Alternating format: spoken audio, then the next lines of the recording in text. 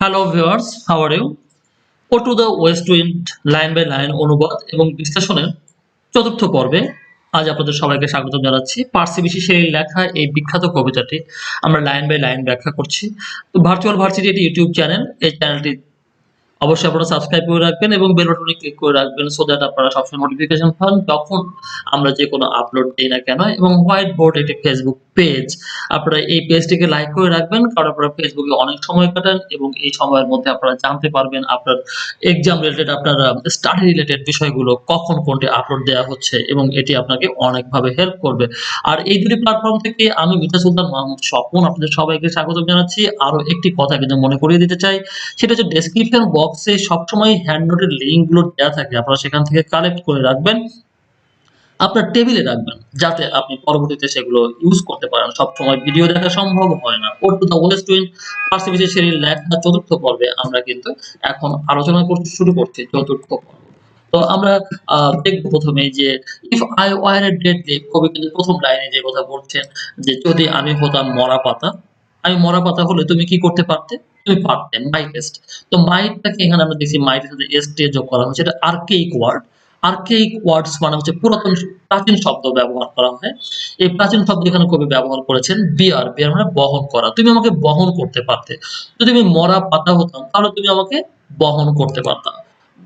এই কথাগুলো কিন্তু চিরন্তন। আমরা জানি যে যারা অসহায় বোধ করে তারা কিন্তু প্রকৃতির কাছে তারা এভাবে চায় যে যদি আমি হতাম তোমার গলার গামছা, আমি যদি হতাম তোমার পায়ের নূপুর, এই সমস্ত বিভিন্ন মানুষের ইচ্ছে হয়ে থাকে। তো এখানে কবি কিন্তু কি ইচ্ছে করতেন, সে বলছে যে if I were a dead leaf, যদি আমি মরা পাতা হতাম তাহলে তুমি আমাকে কি করতে? তুমি আমাকে বহন করতে, অর্থাৎ তুমি আমাকে উড়িয়ে নিতে পারতে। কিন্তু আমি যে স্থবির হয়ে গেছি। কবির এখানে দুঃখের কথাগুলোই বলছেন যে আমি আসলে মরা পাতা হলেও তুমি আমাকে বয়ে নিতে পারতে, তুমি আমাকে নিয়ে যেতে পারতে। তাহলে প্রথম লাইন আমরা দেখলাম, পরের লাইনটা দেখছি। If I were a swift cloud, তার মানে প্রথমে সে বলল যে আমি যদি মরা পাতা হতাম, মরা পাতা হলে তুমি আমাকে বয়ে নিতে যেতে পারতা। আর যদি এটি কোথায় পারত সে?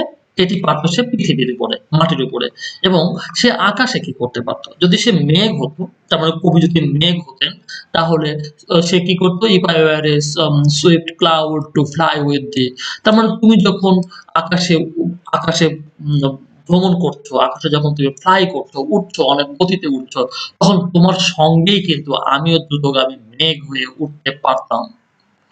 এবং আমরা দেখছি যে কবি কিন্তু প্রত্যেকবারই সেই ৩ টি বিষয় কিন্তু উনি ফলো করেছেন। ১ম এ পৃথিবীর উপরে ডেড লিফট, তারপর দেখছি মেঘ মানে আকাশে, এবং এখন উনি দেখাচ্ছেন ৩য় নাম্বারে উনি দেখাচ্ছেন কি হতে? যে আমি যদি হতাম তরঙ্গ, যদি হতাম ঢেউ, যদি হতাম তরঙ্গ, তাহলে আমি সাগরে কি করতাম? তোমার সাথে আমি হাঁপাতাম। তুমি আসতা এবং আমি তোমার সাথে জোরে, জোরে শ্বাস ফেলতাম। beneath thy power, যখন দেখতাম তুমি এসে গেছো, তখন আমিও ঝাপাঝাপি নৃত্য শুরু করে দিতাম অ্যান্ড শেয়ার করতাম। তাহলে এই ৩ টি হলেই কিন্তু আমি উঠতাম তোমার সাথে। তুমি ওয়েস্ট উইন্ড শুধু উঠতা না, আমিও উঠতাম। কারণ কি? কারণ হচ্ছে যে এমপি যে গাড়িতে চড়ে, সেই গাড়িতে কিন্তু তার ড্রাইভারও চড়ে এবং এমপি যে আম এমপি যে সম্মানটা পেয়ে থাকে, প্রাইম মিনিস্টার যে সম্মানটা পেয়ে থাকে, সেই সম্মানের অংশ কিন্তু ড্রাইভারও পেয়ে থাকে। তো এখানে যেটা বলা হচ্ছে যে কবি চাচ্ছেন যে ওয়েস্ট উইন্ডের যে সম্মান, ওয়েস্ট উইন্ডের যে শক্তি, সেই শক্তিটা যদি সে শেয়ার করতে পারত, কি হয়ে?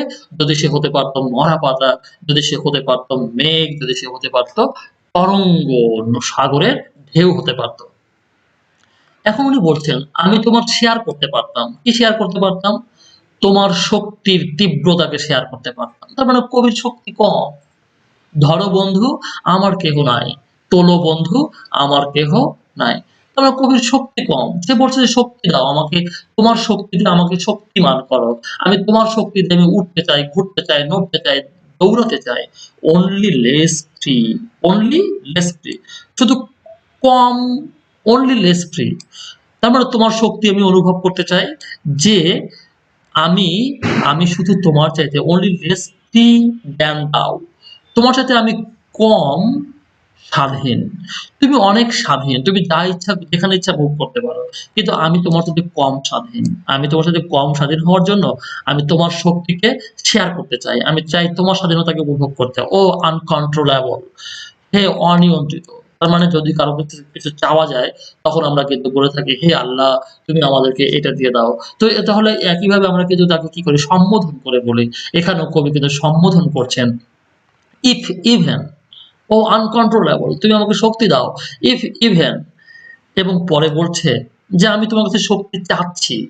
কিন্তু এমনকি যদি আমি আমার শৈশবেও থাকতাম" ইফ ইভেন এবং যদি এমনকি আমি আমার শৈশবেও থাকতাম এবং এবং কুড বি এবং হতে পারতাম the comrade of thy wanderings তার মানে আমি শৈশবে যে থাকতাম, শৈশবে আমার যে শক্তি ছিল, সেই শক্তি যদি আমার এখন থাকতো, তাহলে আমি তোমার সঙ্গেই দৌড়াতে পারতাম হে ওয়েস্ট উইন্ড।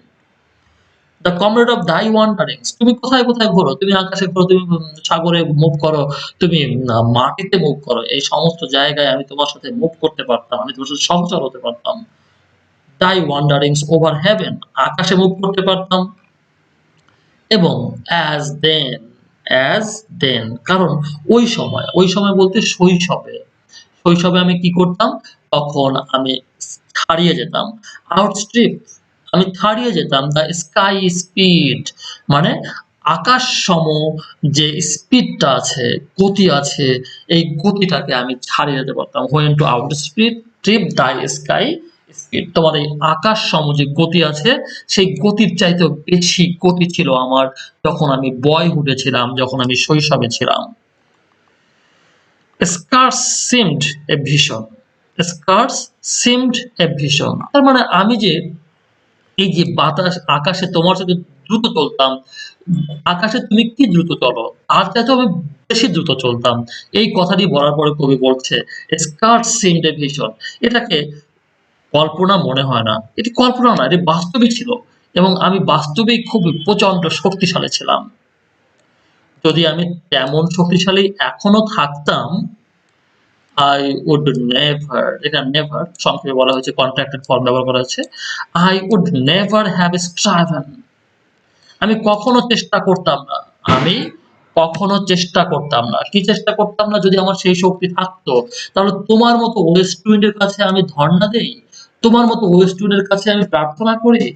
নো, আমি কখনো প্রার্থনা করতাম না তোমার মতো ওয়েস্ট উইন্ড এর কাছে। আমি কখনো প্রার্থনা করতাম as does ওভাবে আমি কখনো প্রার্থনা করতাম with thee in prayer যেভাবে আমি প্রার্থনা করছি, ওভাবে আমি তোমার কাছে কখনো প্রার্থনা করতাম না। In my sore need আমার তীব্র প্রয়োজন হতো। আমার তীব্র প্রয়োজন হলেও আমি কখনো এভাবে প্রার্থনা করতাম না। তার মানে সে বলছে যে তোমার কাছে আমি প্রার্থনা করতে আমার লজ্জা লাগছে, আমার কষ্ট হচ্ছে। কিন্তু আমি কি করব? আমার তো সেই শক্তি আর এখন নাই। I have become old তো আমাকে তোলো। Oh lift me as a wave আমাকে তোলো। একটি ঢেউয়ের মতো তোলো। তুমি আমাকে ঢেউ বানাও। আমি যেন ঢেউয়ের মতো তোমার মতো করে উঠতে পারি। A leap এটি পাতা যেভাবে তোমার সাথে উড়ে যায়, আমি যেন তোমার সাথে উঠতে পারি। cloud যেভাবে গতিতে তোমার গতিতে ছুটে চলে, আমি যেন সেভাবে চলতে পারি। তো ওয়েভ দেখি আমরা যখন ওয়েস্ট উইন্ড আসে, তখন ওয়েভ কিন্তু এভাবে মুভ করে। কবি চাচ্ছে যে এভাবে মুভ করার জন্য এবং মেঘ কিন্তু ছুটে যায়। কবি চাচ্ছে যে ওয়েস্ট উইন্ডের সাথে মেঘ হয়ে ছুটে যেতে এবং I fall upon the thorns of life কাঁটা।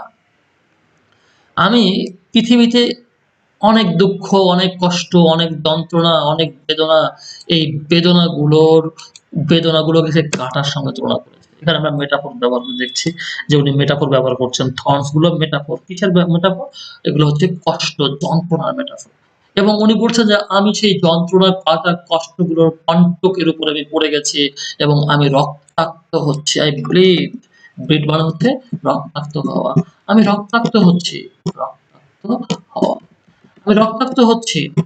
আমি কি হয়েছি? আমি চেইনড হচ্ছি, চেইনড আমাকে বন্দী করা হয়েছে। আমার হাত বেঁধে ফেলা হয়েছে এবং আমার মাথা অবনত হয়ে গেছে। আমার মাথা অবনত হয়ে গেছে। আমি আর সহজভাবে সোজাভাবে দাঁড়াতে পারছি না। কেন দাঁড়াতে পারছি না? a heavy weight of hours ভারী ওজন, সময়ের ভারী ওজন has changed সময়ের ভারী ওজন আমাকে শৃঙ্খলিত করেছে। এই সময়টা আমার জন্য না, এই সময়টা অন্যদের জন্য। আমি ভুল সময়ে জন্মগ্রহণ করেছি। I am born in the wrong time. এই ভুল সময়ে জন্মগ্রহণ করার কারণে এই পুরো ভুল সময়টা আমার উপরে বোঝা হয়ে গেছে। আমি এদেরকে বহন করতে পারছি না।